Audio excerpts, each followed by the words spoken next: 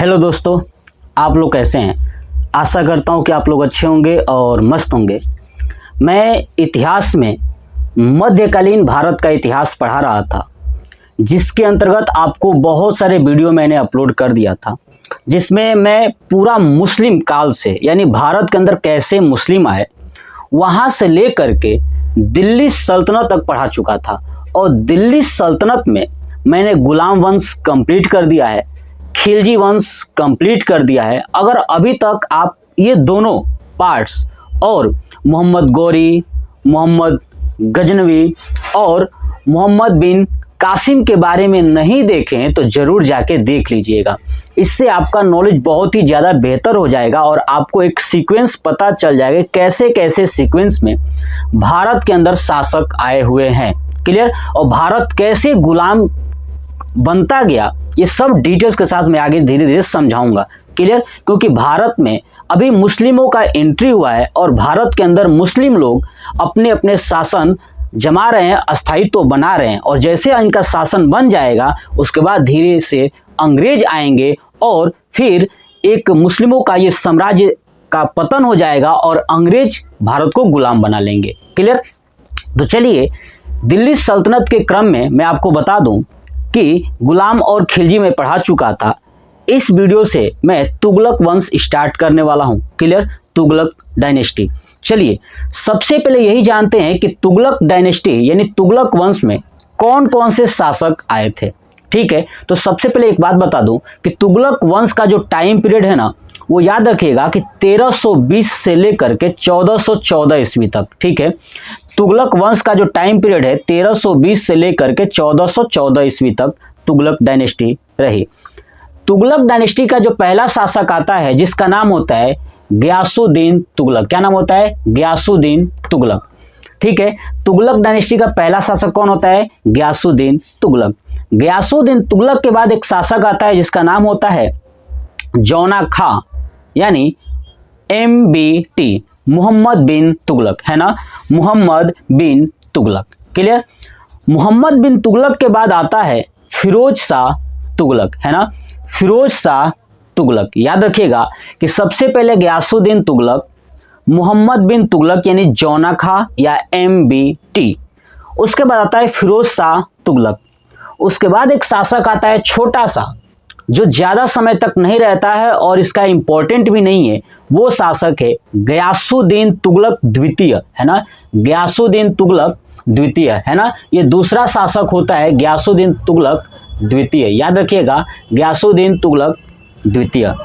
गयासुद्दीन तुगलक द्वितीय के बाद अंतिम शासक जो होता है ना तुगलक डायनेस्टी का, वो होता है नसीरुद्दीन, है ना, नासिरुद्दीन महमूद तुगलक, है ना, नासिरुद्दीन महमूद तुगलक जो अंतिम शासक होता है।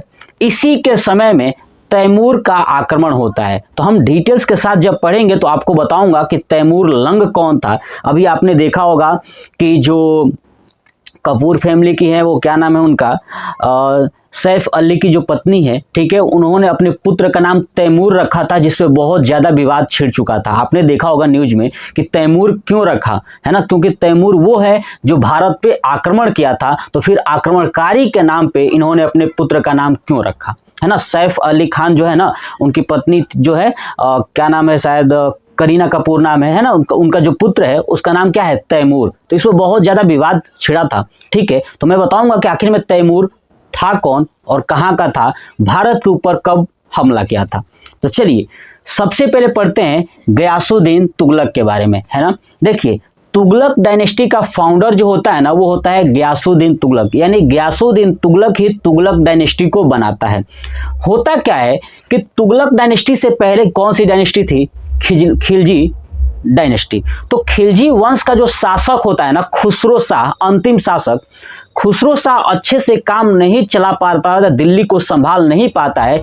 यही मौका देख करके गयासुद्दीन तुगलक खुसरो शाह की 5 सितंबर 1320 ईस्वी को हत्या कर देता है। 5 सितंबर 1320 ईस्वी को खुसरो जो खां होता है ना, उसकी हत्या कर देता है। कौन? गयासुद्दीन तुगलक। और हत्या करने के बाद खुद गद्दी पर 8 सितंबर 1320 ईस्वी को बैठ जाता है ना। खुद दिल्ली की गद्दी संभालने लगता है गयासुद्दीन तुगलक। कब? 8 सितंबर 1320 ईस्वी को जब ये गद्दी पर बैठा तो ये अपने आप को एक उपाधि धारण लिया, ठीक है, गाजी मलिक, है ना, गाजी मलिक, ध्यान रखिएगा, गाजी मलिक की उपाधि, यानी गाजी की उपाधि धारण करने वाला कौन सा ऐसा दिल्ली सल्तनत का शासक है? वो है गयासुद्दीन तुगलक। गाजी का मतलब क्या होता है? काफिरों का वध करने वाला। क्या होता है? काफिरों का वध करने वाला। अब बताऊं काफिर मतलब क्या होता है? कि गैर मुसलमान।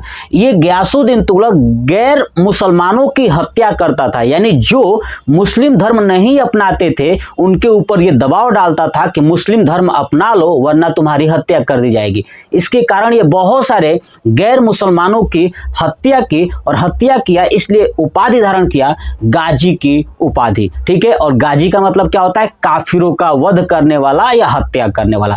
काफिरों मतलब क्या होता है? गैर मुसलमान, या जो मुस्लिम नहीं थे। तो इसके कारण ये गाजी की उपाधि धारण किया। उसके बाद ये क्या हुआ कि ये पहला ऐसा शासक है, दिल्ली सल्तनत का पहला ऐसा शासक है जिसने सिंचाई के लिए नहर एवं कुआं बनवाया। तो ध्यान रखिएगा, नहर एवं कुएं का निर्माण दिल्ली सल्तनत का पहला शासक कौन था जिसने कराया था? वो गयासुद्दीन तुगलक। क्योंकि गयासुद्दीन तुगलक से पहले भारत के अंदर नहर और कुएं का निर्माण नहीं होता था, जबकि यह गयासुद्दीन तुगलक आया, ठीक है, तो पहली बार भारत के अंदर नहर और कुएं का निर्माण कराया। क्लियर?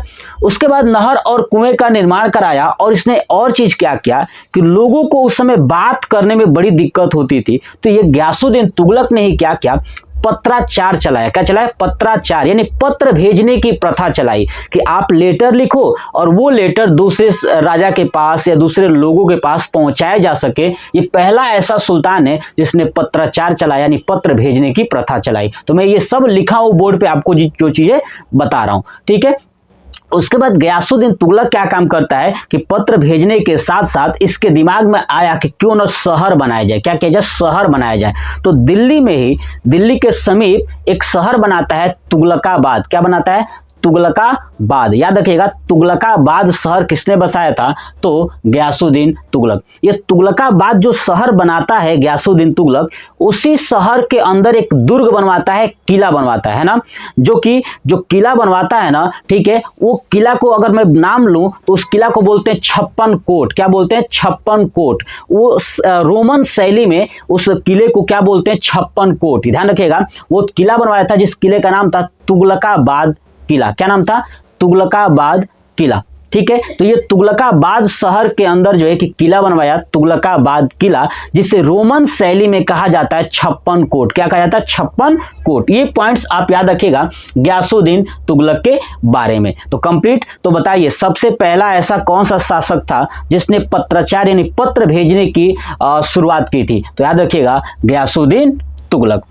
अब गयासुद्दीन तुगलक से पहले आपको थोड़ा सा ले चलूं तो मैं बताया था एक खिलजी डायनेस्टी का मुबारक खिलजी था जिसने खालसा भूमि लोगों को दान दिया था। क्या किया था? लोगों को दान दिया था। जो सूफी संत हुआ करते थे, पंडित हुआ करते थे मुस्लिमों में, या गरीब जो लोग हुआ करते थे, उनको ये क्या कहता? सरकारी भूमि, जमीन जो थी सरकार की, है ना, वो दान दे दिया। अब सरकार कौन था? तो मुस्लिम ये खुद थे, ये खुद राजा थे, है ना, तो ये लोग खुद क्या थे? एक प्रकार के सरकार थे और इन्हें लोगों को दान कर दिया। तो खालसा भूमि दान करने वाला कौन था? मुबारक खिलजी। मैं आपको खिलजी डायनेस्टी में बताया था। जब ये गयासुद्दीन तुगलक आया तो इसने आदेश जारी किया कि जितने भी लोगों को सरकारी जमीन दी गई है सब वापस कर दो। क्या कर दो? सब वापस कर दो। ये बात एक व्यक्ति थे जिनका नाम था निजामुद्दीन औलिया। क्या नाम था? निजामुद्दीन औलिया। निजामुद्दीन औलिया के पास भी एक खालसा भूमि थी, जो सरकारी जमीन थी, उनको भी दिया गया था। उनको बहुत बुरा लगा, यार एक तो राजा देता है, दूसरी तरफ से ले लेता है। एक राजा आता है दिया, एक राजा आके फरमान जारी किया कि जमीन वापस कर दो। तो इन्होंने एक शब्द बोला, हुनूज दिल्ली दूरस्त, है ना, हुनूज दिल्ली दूरस्त। क्या हुआ कि जब इन्होंने फरमान जारी कर दिया गयासुद्दीन तुगलक की सभी लोग खालसा भूमि यानी जो सरकारी जमीन है वापस कर दो राजा को, ठीक है, और कहने के बाद ये चले गए बंगाल के अभियान पर, है ना, बंगाल की तरफ रवाना हो गए, बंगाल क्षेत्र की तरफ, है ना, दिल्ली से बंगाल की तरफ रवाना हो गए। तो घूमने अभियान के तहत गए थे, है ना। तो जब ये बोल के चले गए तो उन्होंने कहा एक निजामुद्दीन औलिया साहब ने कि हुनूज दिल्ली दूरस्त, यानी ये दिल्ली से दूर हैं। तो उन्होंने कहा कि हुनूज, हुजूर, अभी दिल्ली बहुत दूर है, हो सकता है आप दिल्ली न पहुंच पाओ, है ना। ऐसा उन्होंने बस कहा मजाक में, निजामुद्दीन औलिया। और निजामुद्दीन औलिया क्या थे ना, एक सूफी संत थे, है ना। निजामुद्दीन औलिया रेलवे स्टेशन है दिल्ली में, ध्यान रखिएगा, आप गए होंगे तो निजामुद्दीन औलिया रेलवे स्टेशन है, वही निजामुद्दीन है जिन्होंने कहा कि हुनूज दिल्ली दूरस्त, हुजूर दिल्ली बहुत दूर है, आप दिल्ली पहुंच नहीं पाओगे। और बस इनकी जुबान ऐसी हुई कि जुबान जो बोले, ये तो सूफी संत हुआ करते थे, पंडित हुआ करते थे मुस्लिमों में, तो ये जब बोल दिए ना, तो बोलने के बाद जब वो आ रहा था दिल्ली के तरफ, यानी बंगाल से लौटकर जब वापस आ रहा था गयासुद्दीन तुगलक, तो वापस आ रहा था, तो जौना खां नाम का व्यक्ति जो मोहम्मद बिन तुगलक के नाम से बैठेगा, ये जौना खां जो है कि एक लकड़ी का महल बनवाता है। क्या बनवाता है? लकड़ी का महल बनवाता है। और जैसे ये आते हैं तो इनका स्वागत करता है कि आइए आइए, आपका स्वागत है। तो इनको बड़ी अच्छा लगता है गयासुद्दीन तुगलक को, क्या बात है, ये जौना खां जो है कि हमारा स्वागत कर रहा है। और उसको पता नहीं था कि जौना खां जो है कि मारने का षड्यंत्र रचा हुआ है, गयासुद्दीन तुगलक को मारेगा यही जौना खां, यानी हत्या कर देगा। अब क्या होता है कि हत्या कैसे करता है कि लकड़ी का महल बनवाता है, और ऐसा लकड़ी का महल कि नीचे जो है कि पूरा गड्ढा होता है, सिर्फ लकड़ी होती है। बाहर से देखने में महल होता है, लेकिन गलती से अगर ज्यादा वजन वाली चीजें अगर उस लकड़ी पे पड़ जाए तो तुरंत वो घर दब जाएगा। क्या होता है, यही जौना खां करता है। जौना खां गयासुद्दीन तुगलक को लकड़ी के महल में बुलवाता है, और जैसे लकड़ी के महल में आते हैं, लकड़ी का महल गिर जाता है और जौना खां तुरंत फरार हो जाता है। इनको पहले एंट्री करा देता है, और जैसे लकड़ी की महल गिरती है, बेचारे गयासुद्दीन तुगलक की मृत्यु हो जाती है 1325 ईस्वी में। यानी ये गयासुद्दीन तुगलक जो है कि 1320 ईस्वी में गद्दी पर बैठते हैं और मात्र 5 साल तक गद्दी पर रहते हैं। 1325 ईस्वी में गयासुद्दीन तुगलक की मृत्यु हो जाती है। मैंने बता दिया बंगाल से वापस आते समय, है ना, बंगाल ये घूमने गए थे, और बंगाल से जब वापस आ रहे थे तो लकड़ी के महल में दबकर इनकी मृत्यु हो जाती है 1325 ईस्वी में। तो ये था हमारा गयासुद्दीन तुगलक की पूरी कहानी। इसके अलावा आपको गयासुद्दीन तुगलक की कोई भी डिटेल्स नहीं जानना है, ठीक है। पूरा ही बहुत ही बेहतरीन कॉन्सेप्ट के साथ मैंने आपको समझाने की कोशिश किया है। अगर ये वीडियो अच्छा लगता है तो प्लीज़ लाइक, शेयर और सब्सक्राइब जरूर करिएगा, और ज़्यादा से ज़्यादा लोगों तक वीडियो को शेयर करिएगा, ठीक है।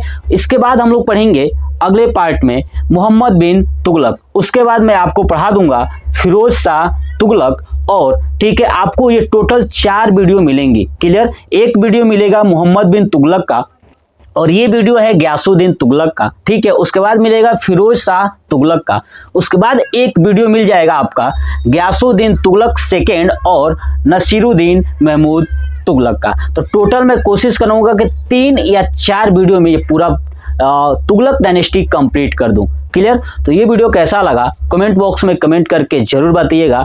जय हिंद, जय भारत, वंदे मातरम।